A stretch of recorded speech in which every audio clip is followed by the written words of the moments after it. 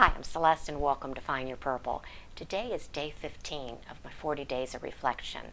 And at church this week they were talking about James. We're doing the book of James.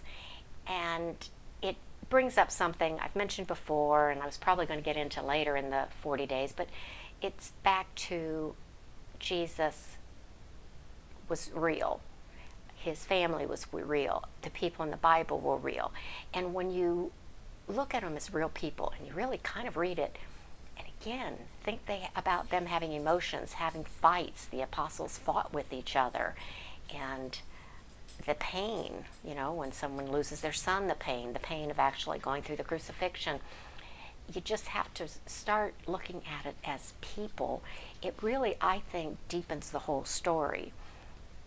But it says in the Bible about James and his mother, Mary, it appears at times they didn't understand Jesus and didn't really agree with everything he was doing. Maybe they were worried about him, the people saying their brother was crazy, and maybe the people, maybe having a crazy brother, it reflected on them and people gave them a hard time, who knows.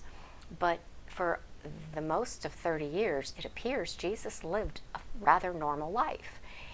And I'm sure there might have been stories. Mary conceived before she was married, so that was a big deal at the time. So who knows if that was carried on and everyone talked about it as people sometimes do. But James was his brother, and he didn't, it seems like, always agree with Jesus. And Jesus was 30, I guess into his 30s, before the ministry started, and his first miracle was at the wedding, where he turned water into wine because they ran out of wine. And Mary asks you to help, do something. And Jesus said, basically, woman, it's not time yet. And I love how Mary turns to the servers and said, do whatever he asks. I mean, she's pulling the mother card, and which is kind of cool. She pulled the mother card on Jesus. Do what he asked when he already said he wasn't going to do anything. But Jesus did turn the water into wine, and then the steward said it was the best wine, that in the wedding where they normally would serve the cheaper wine at the end when everyone was drunk, here they saved the best wine for last. So of course when Jesus does it, he does it right. And Paul says in one of his stories, I guess in the Gospels, he mentions that James was one of the visits in the 40 days that Jesus came back to earth after the resurrection. Paul chronicles many of the people that saw him. There was no question that Jesus resurrected.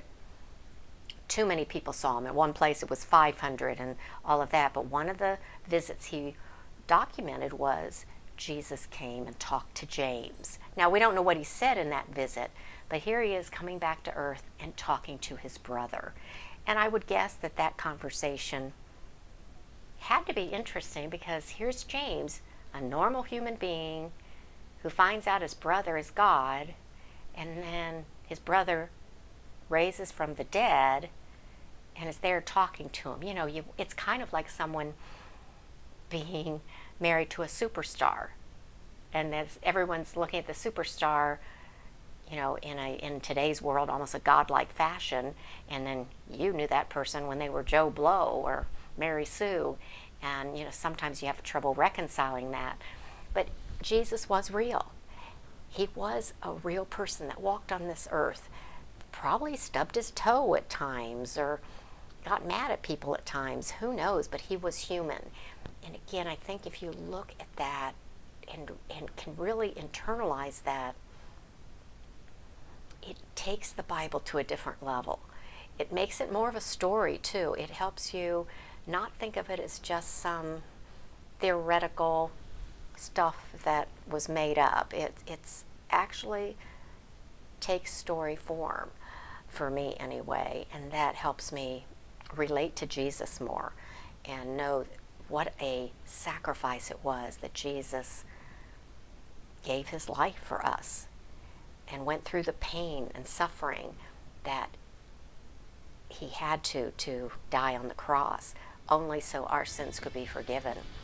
And that sacrifice means more to me now. It's more real rather than just something in a book.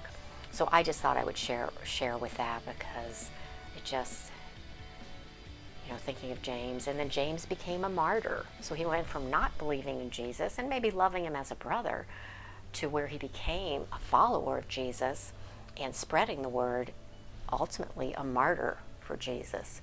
So I think that's pretty cool. But that's it for today.